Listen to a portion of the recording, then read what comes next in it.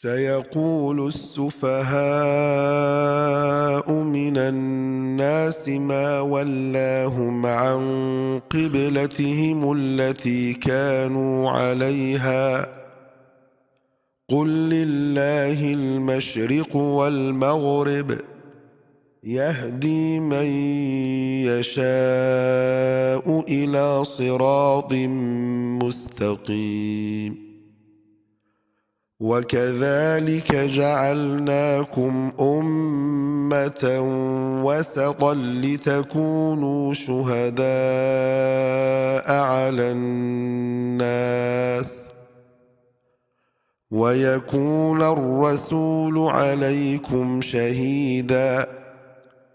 وما جعلنا القبلة التي كنت عليها إلا لنعلم من يتبع الرسول ممن ينقلب على عقبيه وإن كانت لكبيرة إلا على الذين هدى الله وما كان الله ليضيع إيمانكم إن الله بالناس لرءوف رحيم قد نرى تقلب وجهك في السماء فلنولينك قبلة ترضاها فول وجهك شطر المسجد الحرام وحيث ما كنتم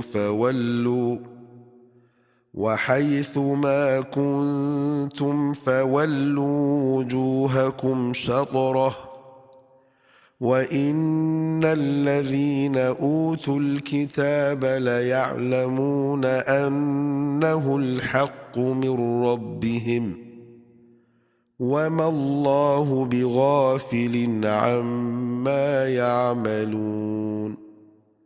ولئن أتيت الذين أوتوا الكتاب بكل آية ما تبعوا قبلتك وما أنت بتابع قبلتهم وما بعضهم بتابع قبلة بعض ولئن اتبعت أهواءهم من بعد ما جاءك من العلم إنك إذا لمن الظالمين الذين آتيناهم الكتاب يعرفونه كما يعرفون أبناءهم وإن فريقا منهم ليكتمون الحق وهم يعلمون الحق من ربك فلا تكونن من الممترين ولكل وجهة هو موليها فاستبقوا الخيرات أينما تكونوا يأت بكم الله جميعا إن الله على كل شيء قدير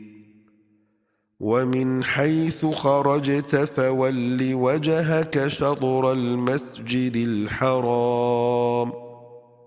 وإنه للحق من ربك وما الله بغافل عما تعملون ومن حيث خرجت فول وجهك شطر المسجد الحرام وحيث ما كنتم فولوا وجوهكم شطره لئلا يكون للناس عليكم حجة إلا الذين ظلموا منهم فلا تخشوهم واخشوني ولأتم نعمتي عليكم ولعلكم تهتدون كما أرسلنا فيكم رسولا منكم يتلو عليكم آياتنا ويزكيكم ويعلمكم الكتاب والحكمة ويعلمكم ما لم تكونوا تعلمون فاذكروني أذكركم واشكروا لي ولا تكفرون يا أيها الذين آمنوا استعينوا بالصبر والصلاة إن الله مع الصابرين ولا تقولوا لمن يقتل في سبيل الله أموات بل أحياء ولكن لا تشعرون ولنبلونكم بشيء من الخوف والجوع ونقص من الأموال والأنفس والثمرات وبشر الصابرين الذين إذا أصابتهم مصيبة قالوا إنا لله وإنا إليه راجعون أولئك عليهم صلوات من ربهم ورحمة وأولئك